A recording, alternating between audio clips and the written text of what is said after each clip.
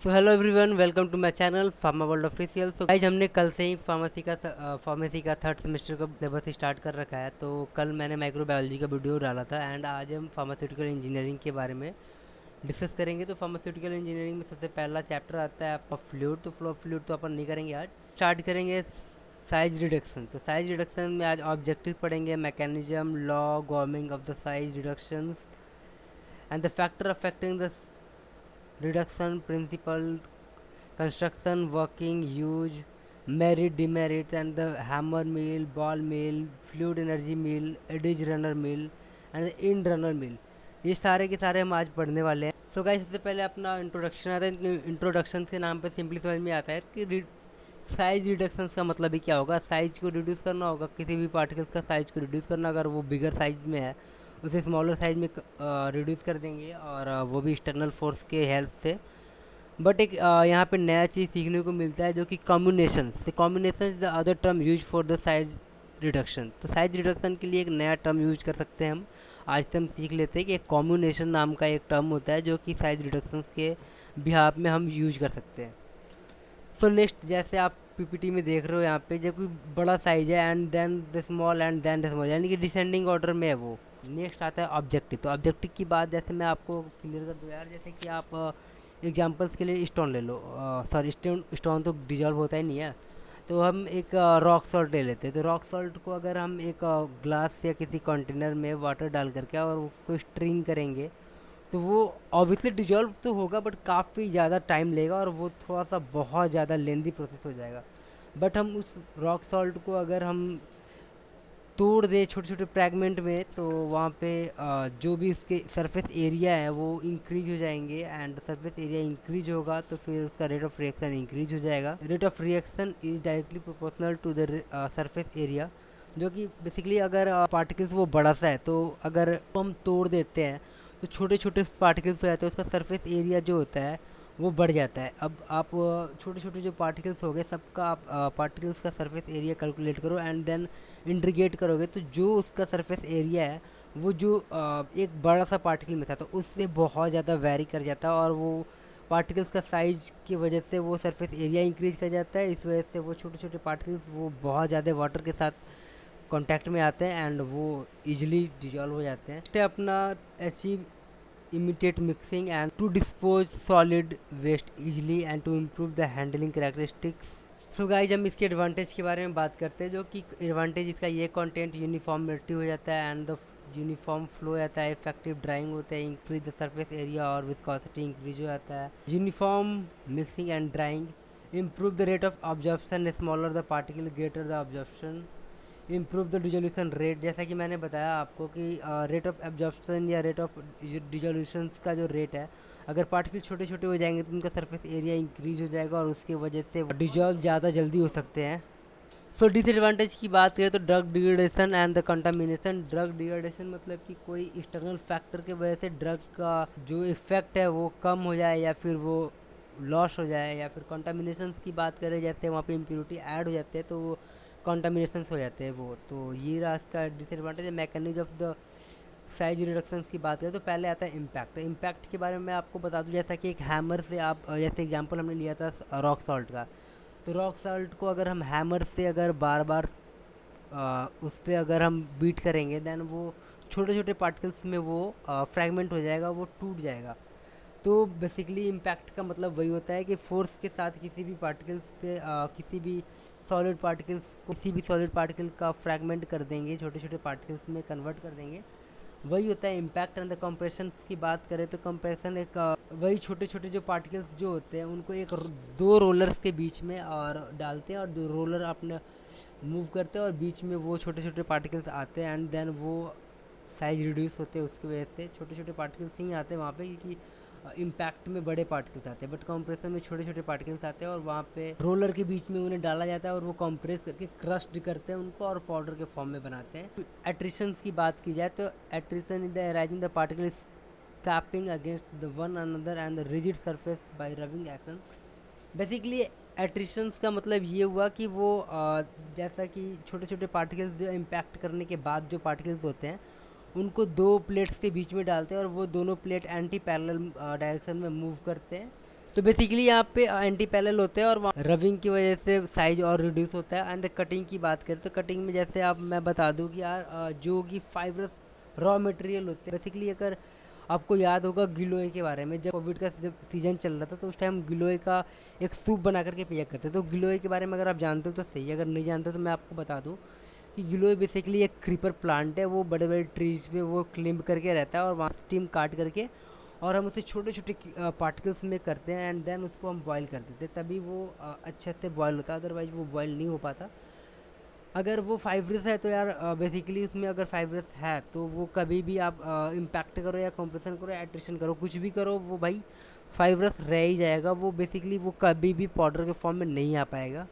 तो कटिंग करना है उस एंड देन अगर पाउडर के फॉर्म में गिलोय का पाउडर बनाना है, देन उसे पहले कट करो एंड देन उसे ड्राई करो and then impact, then compression and then attrition करो। देन हो सकता है कि वो पाउडर फॉर्म में आ जाए, बट विदाउट कटिंग वो पॉसिबल नहीं है कि आप फाइब्रस मटेरियल्स को आप पाउडर फॉर्म में नहीं ला सकते। बेसिकली मैं ये तो ऐसे ही मैंने बता दिया, बट मैं दिखाता हूँ कैसे ये होता है। बेसिकली ये देख लो आप, जैसे कि इम्पैक्ट है तो ये बड़ा सा हैमर टाइप का और ये बड़ा सा पार्टिकल है, तो ये इस पे प्रेशर के साथ जाएगा and then it will be converted into the small particles. तो ये स्मॉल पार्टिकल्स आते हैं एट्रिशन में। एट्रिशन में आप देख लो ये बड़ा एंड देन ये स्मॉल हो गए एंड स्मॉल होने के बाद एट्रिशन में एंटी पैरेलल जो मैंने बताया था ये इधर मूव करेगा और ये उधर मूव करेगा, और दोनों मूवमेंट की वजह से जो यहाँ पे फ्रिक्शन होगा और फ्रिक्शन की वजह से ये पार्टिकल्स छोटे छोटे हो जाएंगे और छोटे हो जाएंगे एंड ये काफ़ी अगर देर तक करते रहे तो ये पाउडर के फॉर्म में भी आ जाएंगे। एंड देन आता है कंप्रेशन। तो कंप्रेशन दो स्लाइड के बीच में स्मॉल पार्टिकल्स को रख करके कंप्रेस करते हैं और वो वहाँ से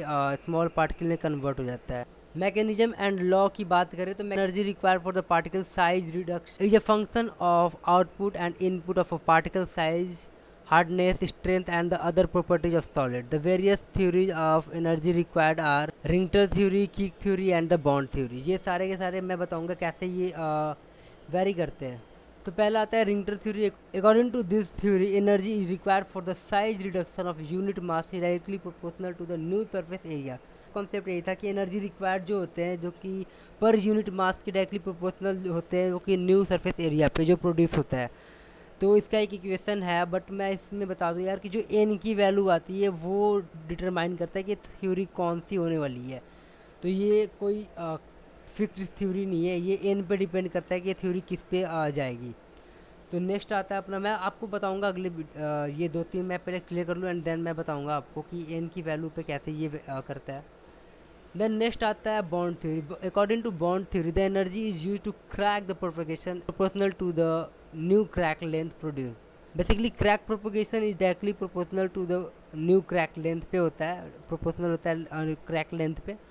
It states that the energy required for the deforming of a said particle of equivalent shape is proportional to the change in the particle dimension। इसका भी एक यहाँ पे इक्वेशन दिया हुआ है, यहाँ पे भी n की वैल्यू पे डिपेंड करता है सारा, तो हम सब डिस्कस करेंगे बारी बारी से। देन गाइस आता है किक थ्योरी। तो किक थ्योरी में आप देख सकते हो it state that the energy required for deforming set of a particle of equivalent shape is proportional to the ratio of the change in particle size. जैसा कि मैंने बताया था कि ये एन पे डिपेंड करता है ये कौन सा थ्योरी होने वाला है। अगर एन की वैल्यू 2.0 आएगा देन द रिंगटर थ्योरी के अंडर ये आ जाएगा।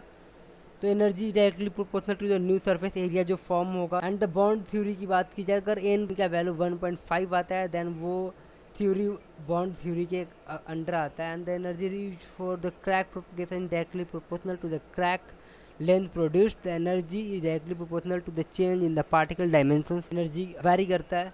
किक थ्योरी की बात की जाए तो energy directly proportional to the change in the size पे डिपेंड करता है। एंड द एन की वैल्यू 1.0 है देन ये किक थ्योरी के अंडर आता है।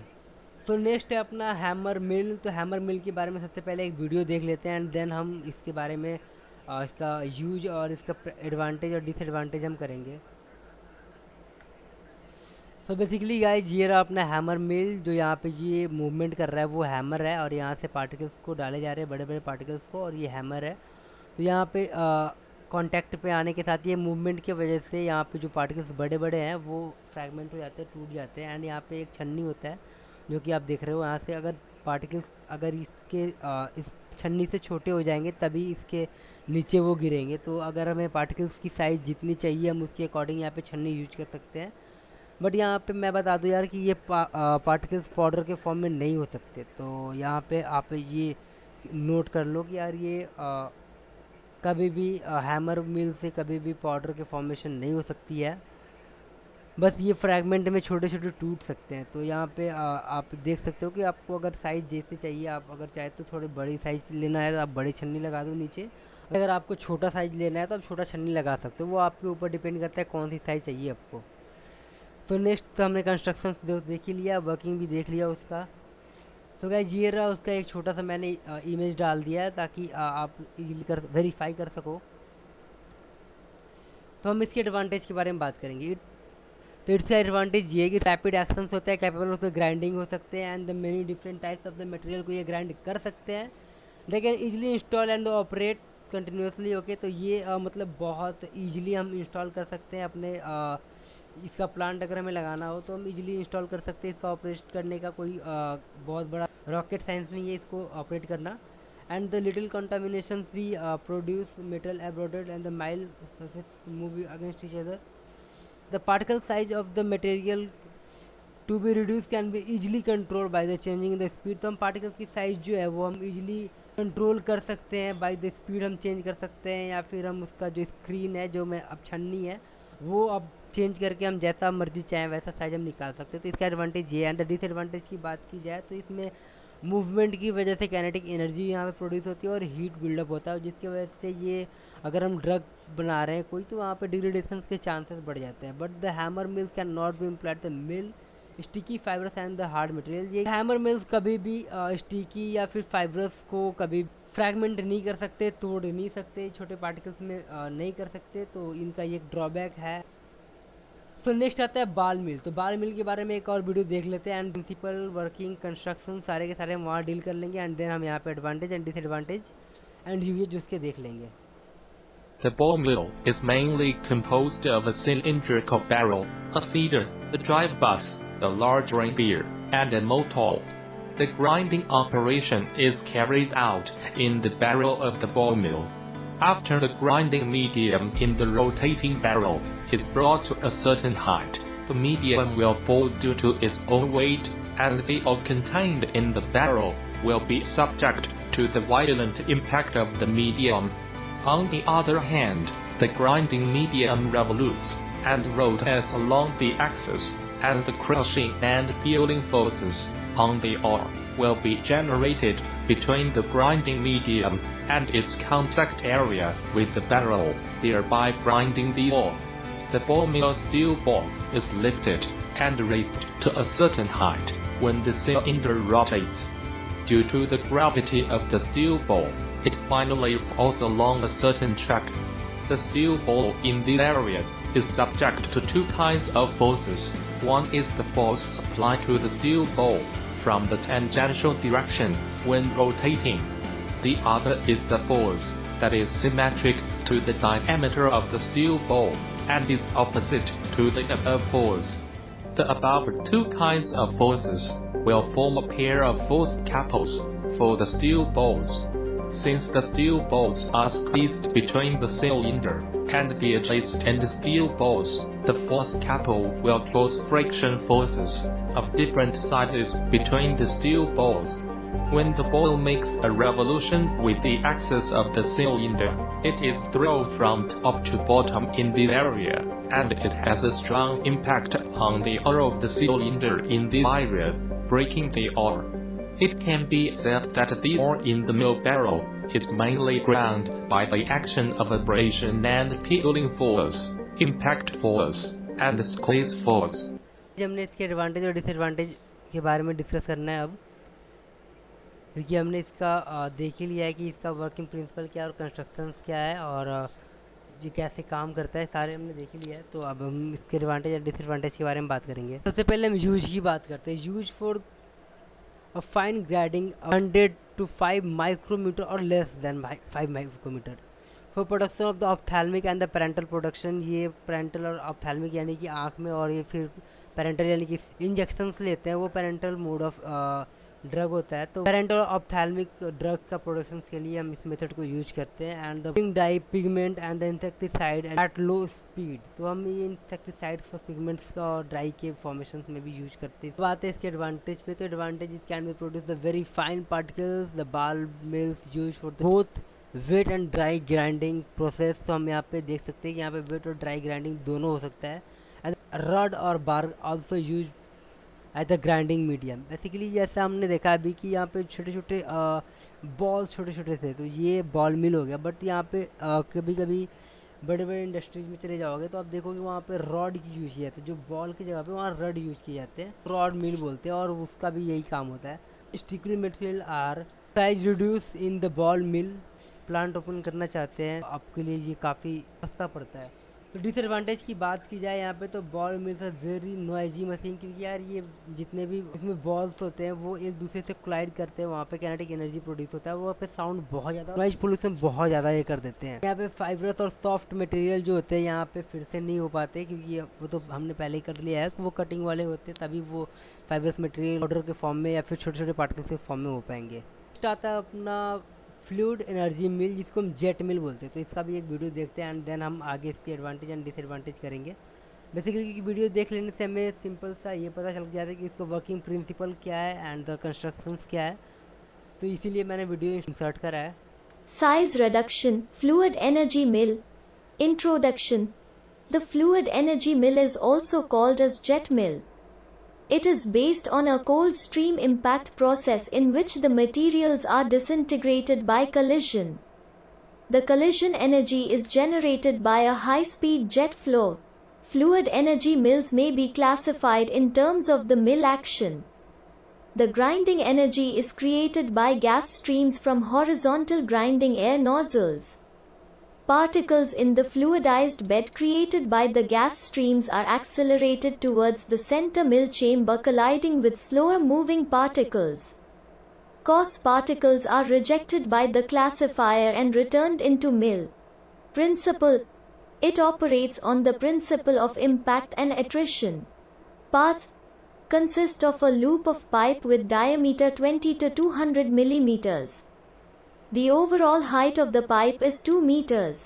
Inlet for feed and a series of nozzles for air. Inert gas outlet with classifier which prevents the particles to pass until they become sufficiently fine. Determination of particle size and shape. The speed of air, inert gas, the impact between the feed and air. Uses to grind heat sensitive material. आज हमने इसका principal और construction हमने video में देख लिया, और तो हम अब बात करते हैं इसके एडवांटेज एंड डिसएडवांटेज के बारे में। यूज आल्सो, तो ये रहा उसका डायग्राम। तो यूज की बात की जाए तो it reduce the particle size of the most of the drugs such as the antibiotic and the vitamin. Particles की साइज, जो ड्रग की पार्टिकल साइज को रिड्यूस करने में ये यूज आता है। इसका एडवांटेज देखा जाए तो हीट प्रोड्यूस होने वाली चीज़ है नहीं, क्योंकि यहाँ पे मूवमेंट तो वैसा कुछ होता नहीं है, तो इसी वजह से यहाँ पे डिग्रेडेशन का चांस कम होता है। तो ये रहा इसका सबसे पहला advantage. It's a rapid efficient method for the reduce the powder to 30 micrometer और less than 30 micrometer. Okay, the non contaminated is possible. Disadvantage की बात की जाए तो सिर्फ एक ही दो है इसका डिसएडवांटेज, जैसा कि not suitable for the mining of the soft ट्रैकी fibrous material, जो कि अब तक फाइबरस मटेरियल के लिए कोई नहीं हुआ है। नेक्स्ट है अपना एक्सपेंसिव जो हो जाते हैं काफ़ी ज़्यादा ये। तो नेक्स्ट है इडीज रनर मिल। इडीज रनर मिल का हम एक और वीडियो देखते हैं, उसके प्रिंसिपल और कंस्ट्रक्शन देखते हैं कैसे उनका काम करता है। सो गाइज ये रहा अपना इडीज रनर मिल, आप देख सकते हो इसका कंस्ट्रक्शन कैसा है। एक रोलर टाइप का है इसमें, और इसमें डाला हुआ। बेसिकली इसमें ऑपरेट करने के लिए किसी को ज़रूरत है नहीं, बस एक बार में आप डाल दो और वो ऑटोमेटिकली काम कर रहा है खुद से। तो आप बेसिकली देख सकते हो कि ये थोड़ा सा इजी हो जाता है काम करने के लिए, क्योंकि यार इसके लिए ऑपरेटर हायर करने की ज़रूरत नहीं है, बस एक बार आप इसमें प्रोडक्ट डाल दो, वो ऑटोमेटिकली उसको ग्राइंड करके छोटे छोटे पार्टिकल्स में देख सकते हो कितने छोटे छोटे पार्टिकल्स लेकर सैंड पार्टिकल्स करके रख दिए इसने, काफ़ी छोटे छोटे कर दिए इसने। तो नेक्स्ट इसके एडवांटेज एंड डिसएडवांटेज के बारे में बात करते हैं पहले। तो इसका आता है ये स्ट्रक्चर है। यूज के बारे में बात की जाए तो यूज इसका होता है for the grinding the top material to the fine powder and steel used for the plant-based product, while more sophisticated mills are used the chemical and the drugs. Advantage की बात की जाए इसका तो नॉट रिक्वायर्ड अटेंशन मैंने बताया कि अभी यहाँ पे ऑपरेटर्स की ज़रूरत नहीं होती। और डिसएडवांटेज की बात की जाए तो थोड़े से डिसएडवांटेज इसके हैं जो मैं बता दूँ। सबसे पहले तो ये बहुत ज़्यादा एनर्जी कंज्यूम करते हैं और ये अभी भी फाइबर स्टिकी के लिए ये एप्लीकेबल नहीं है और ये बहुत ज़्यादा स्पेस लेता है अगर इसको इंस्टॉल करना हो कहीं पे तो। एंड द कंटामिनेशन प्रोडक्ट थोड़ा सा पॉसिबिलिटी है यहाँ होने का, क्योंकि यहाँ पे रोलिंग भी हो रहा है तो यहाँ हीट प्रोड्यूस होता है और डिग्रेडेशंस का भी चांस बनता है यहाँ पे। तो अब नेक्स्ट बात करते हैं अपना इंड रनर मिल के बारे में। तो इंड रनर मिल का भी एक वीडियो देख लेते हैं एंड देन हम वहाँ पे प्रिंसिपल और इसके कंस्ट्रक्शन सारे क्लियर कर लेंगे और वर्किंग देख लेंगे वो कैसे वर्क करता है। So let's get started. So guys ये रहा अपना इंड रनर मिल। तो आप देख सकते हो कैसे काम करता है। बेसिकली मैं आपको बता दूं कि ये आपका ड्राई और वेट दोनों ग्राइंडिंग में काम आता है। जैसे आप देख सकते हो जैसे इसका भी वर्किंग स्टार्ट हो गया, जैसे कि ड्राइंग हो रहा है एंड अगर हम चाहें तो इसको वेट ग्राइंडिंग भी कर सकते हैं। जैसे आप देखोगे कि इसमें एक बोतल से अगर वाटर इंस्टॉल किया जाएगा देन वो भी ग्राइंडिंग काफ़ी इजीली होगा और ये पार्टिकल्स को छोटे छोटे पार्टिकल्स में कन्वर्ट कर देता है। तो ये काफ़ी ज़्यादा इंपॉर्टेंट होता है। सो आप देख सकते हो यहाँ पे वीडियोज़ में जैसे वाटर का एडिशन हो रहा है वहाँ पे ताकि वो वेट ग्राइंडिंग कर सके। काफ़ी ज़्यादा जल्दी हो सकता है इससे।